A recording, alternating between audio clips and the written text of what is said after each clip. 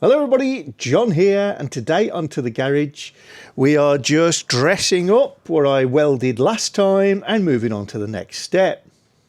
Hi all! So yeah, welding got completed in the last video.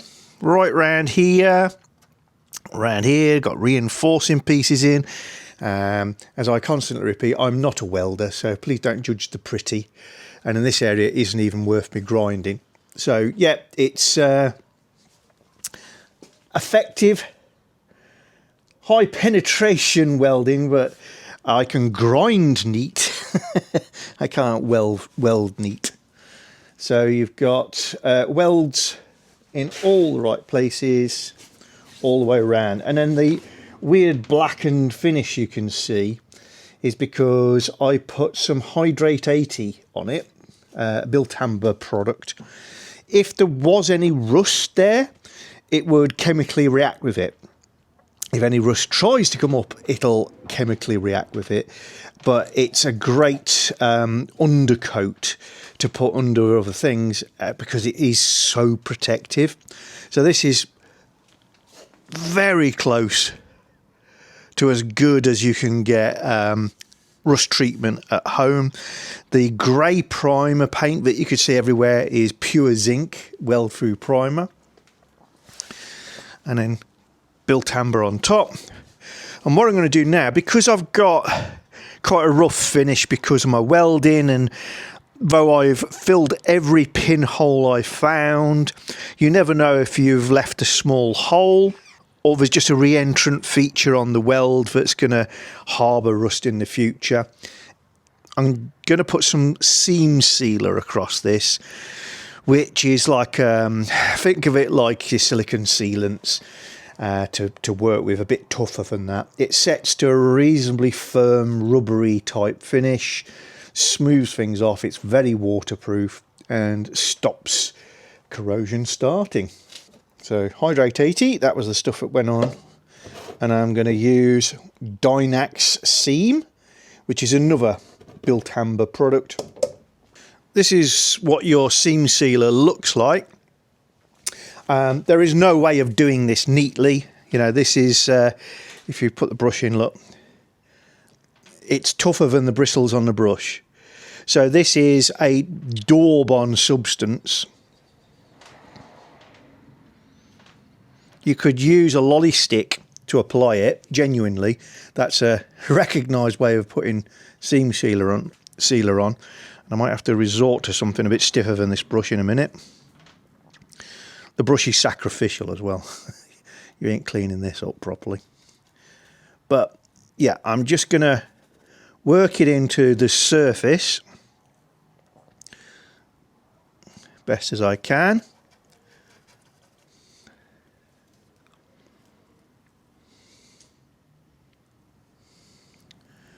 And it will fill all the cragginess up and prevent water from sitting in it and trying to promote rust in future.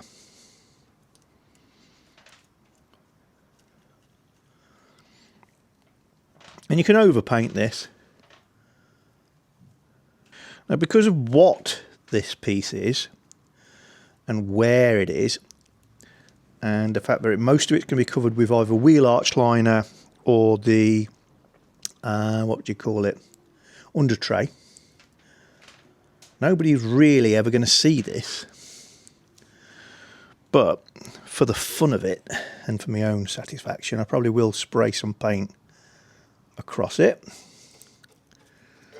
I don't think I'm going to go to the trouble or the expense of getting some Jaguar matched platinum silver. I'll get some silver and that'll be great. Because for instance, in the areas in this wheel arch, it is all painted silver, but it's not all necessarily lacquered, so it doesn't look the same anyway.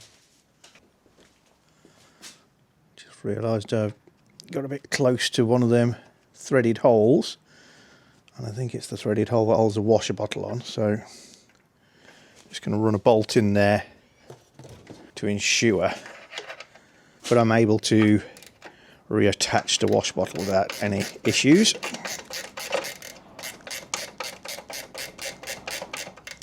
There we go.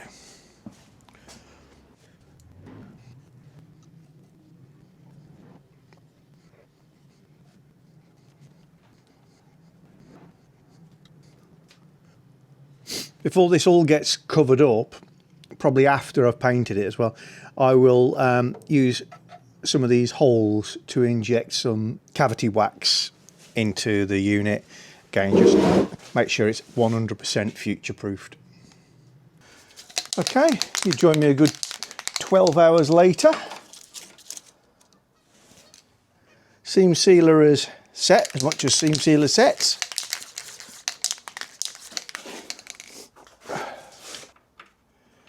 Just putting a bolt in one of the threaded holes.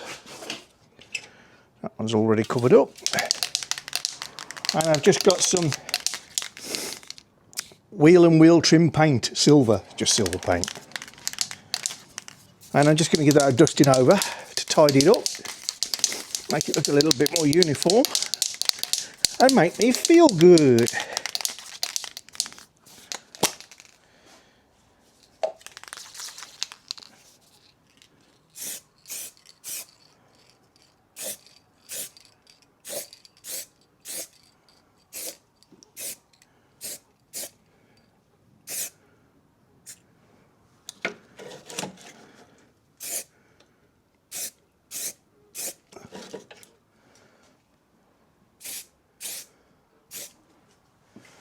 Well, that's all it needs. A little dusting over.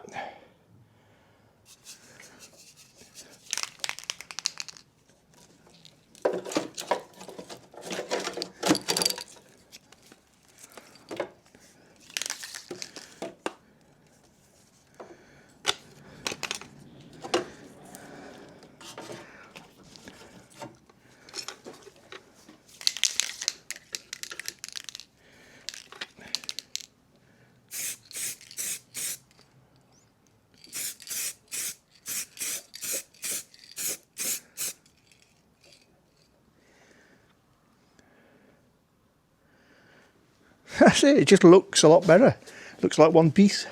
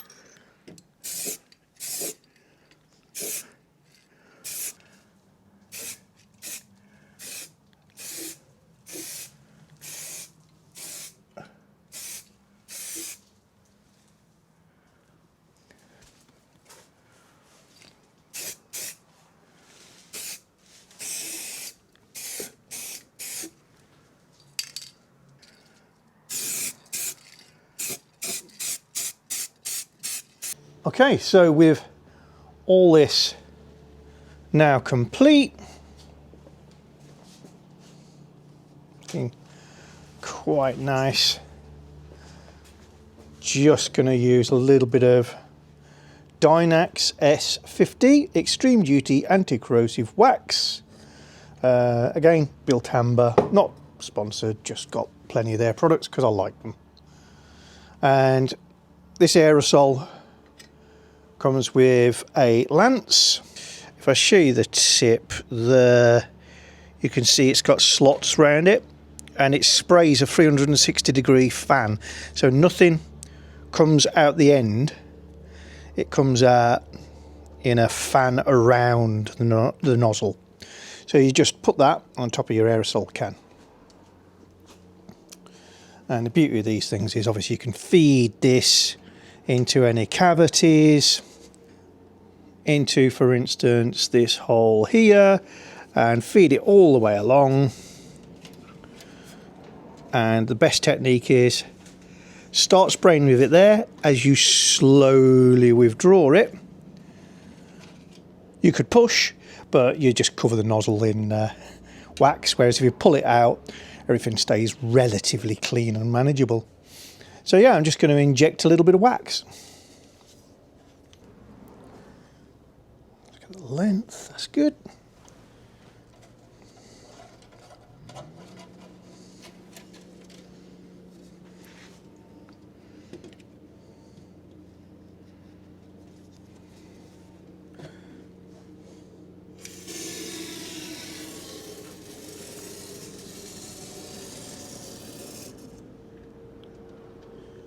That's that.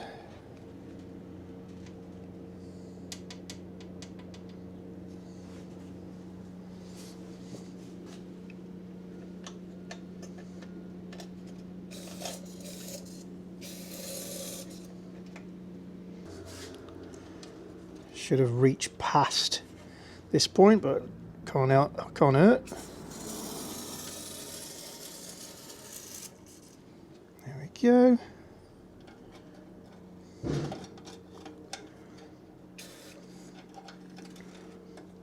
All the cavities were sprayed best as I could with zinc paint before they were sealed up anyway. And that's about the size of it. This is now ready to start being reassembled. It'll probably kick off with me making the brake pipes up. I think that's the next challenge. I've got to make up the brackets to join these bolts underneath here to the front subframe mounting bolts. I can see they go brackets that go from here to here, and that will mean that if you're towing the car on the towing eye, these are the bolts that are attached to the towing eye. You're actually pulling the front subframe along with you. So they're kind of the reason that they're there. This isn't being held up or in position particularly by those brackets. So I'm recording this probably a week after my channel was hijacked, and I still not got it back. As I said, nothing will stop me carrying on. This is my hobby. But it's not looking very promising at the moment. I may have to start a new channel. So I'm putting this out via a bit of Facebook. Friends are obviously going to share for me and just keep you up to date with what's going on. I'm not doing an awful lot on the car right at the moment because, if I'm honest, I'm lacking a little bit of motivation. I am only human, but you know, I will be back. I enjoy doing this. So if there were 2 subscribers, I'd still be putting something out there. But I'll keep everybody informed as best as I can. Thanks to everybody who's been sending their thoughts, wishes and questions after the attack on the channel. I want to just give one special mention to Graham Walker, who I have called now. Sorry, Graham. Graham was the first person to alert me to the fact that the channel had been hacked. I was aware at the time that something was going wrong, but you know, within minutes of it happening, he was on the phone to me and letting me know what was going on. So thanks very much, Graham, and I will buy you a shandy at some stage in the future. Because this is a little bit shorter video than usual, I thought I'd share a few developments. Sorry about the noise. It's that time of year when everybody's getting a mower out, and next door's got a tractor towing a mower, so it's quite noisy. So got Sapphire and Purdy out down this side of the house, and got the nose cone, wheel arches, number plate, etc. from Steel hiding down there. We've got wheels for steel over there. I'm still looking for somebody who wants to take on Sapphire as a project. So you can look back on my videos. I was going to say you can look back on my videos to see what Sapphire looks like underneath. Unfortunately, that is no longer true. But the executive summary is lack appeal, bad lack appeal on the horizontal surfaces. Some sort of crazing on the wing mirrors and in localized spots like here. Overall bodywork is not too bad. A little bit of crustiness on the bottoms of the front wheel arches where you'd expect on the return. The bad bit on this car is here. Now I'm not sure how well that shows up, but obviously you see the blister there, probably extends to there.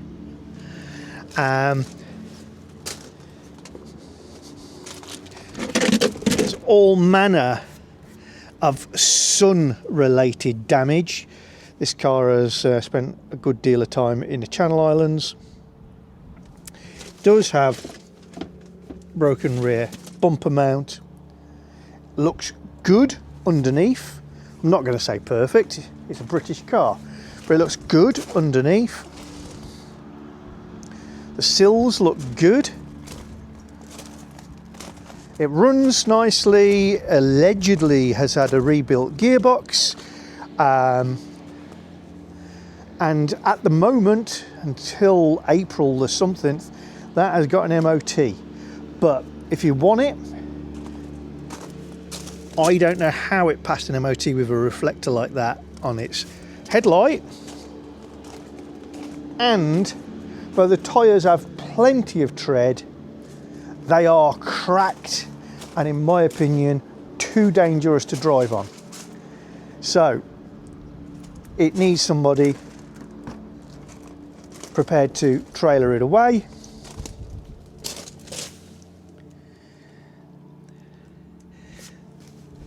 Seats need a bit of restoration work, but I have seen worse. The headliner is missing, but the good news is it's got a fiberglass headliner shell, so it realistically just needs trimming. And the parcel shelf is also untrimmed. But as I say, it's a project car. Best offer. Who says that they're going to try and put that on the road? And I believe them. He's got himself a running driving XK8. Steel's got a way to go before I can try and get MOT on him. Bo the motorhome is near perfect as always. Over here I've extended the turning point on my driveway by taking down a fence in front of this caravan. No, nobody stays in the caravan. It used to be friends and family when they were visiting us, but it's sort of gone downhill over the years. It needs decorating, so the caravan will be moving on at some point. But yeah, and this garden furniture I'm thinking of relocating over here, probably in this corner. So, you know, a lot going on just at the moment. I think the garden furniture is going to end up on some sort of patio decking over there. Got a lot of re-fencing to do after having a couple of trees taken down. Whew. There's a lot to do. Anyway, I will be back and I'll see you all soon on possibly To the Garage, possibly something that sounds a bit like To the Garage. See you all soon, folks. Bye.